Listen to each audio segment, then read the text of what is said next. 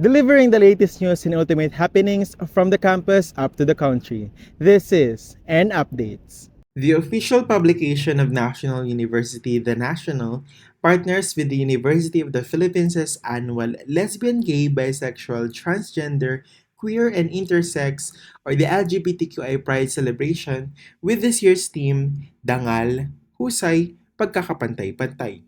UP officially opened the week-long celebration from October 23rd at the Quezon Hall, UP Diliman, alongside other campuses, which lasted until October 27th. The UP Pride 2023 featured a lot of activities and events celebrating the colorful talents of the members of the LGBTQI community, while also advocating to defend human rights and the push for equality. Stunning artworks of queer artists can be seen over at the Queer Art exhibit at the UP Fine Arts Gallery.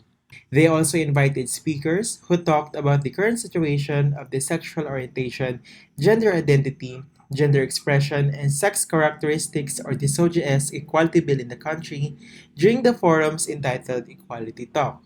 Several drug artists performed at the most appetizing drug event, Marianne Drug, while the UP Pride Queer Film Festival featured films by queer filmmakers centered on the diverse paths and crossroads of the members of the community. Well, safe spaces in general is essential for our society in the Philippines to really thrive. So in the film industry, mas mahalaga siya na mabigyan ng ating queer filmmakers ng space because, when it would come to how we creatively express ourselves, may mga stories talaga kasi na queer people lang din ang mga kaintindi at napakahalaga na mabigyan sila ng tamang espasyo at tamang treatment mula sa mga professionals within that industry para naman maibigay nila yung dapat na quality ng work para maipakita yung stories ng queer people and community natin sa bansa. For me naman, we always talk about how representation is so important for any marginalized sector of society kasi when you are able to see people who look like you, who have similar experiences as you, that's a different sort of empowerment. And katulad nga ng nabanggit ni LJ, it's so important na mabigyan ng espasyo, na mabigyan ng avenue for stories that are specific to a certain group of people to be aired because these stories give so much empowerment, give so much encouragement for people who might be going through the same things, for people who have gone through it, and for people who are just in the process of getting through that.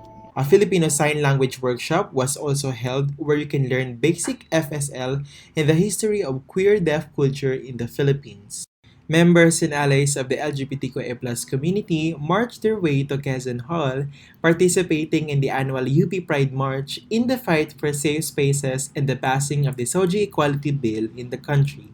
After the march was the most awaited UP Pride Night, celebrating the collective expression of pride with special performances by several drag queens and queer performers. So to the National University Bulldogs from all of your campuses, wherever you may be, although our event is called UP Pride, we acknowledge that Pride is a celebration and a protest in achieving equality for all. So kasama tayong lahat dito. So inaanyayahan namin ang mga NU students para makiisa sa adhikain ng UP Pride 2023 at ng Pride as a whole movement na rin. Just like LJ mentioned nga, Pride is a movement for queer individuals all around the Philippines and even all around the world. Kaya kung saang university ka man galing, kung saang community ka man galing, there is a place for you here. That's why we encourage you to join us as we fight for our advocacy and as we fight for our identities. The UP Pride will continue to provide safe spaces and promote gender equality for queer individuals and members of the community.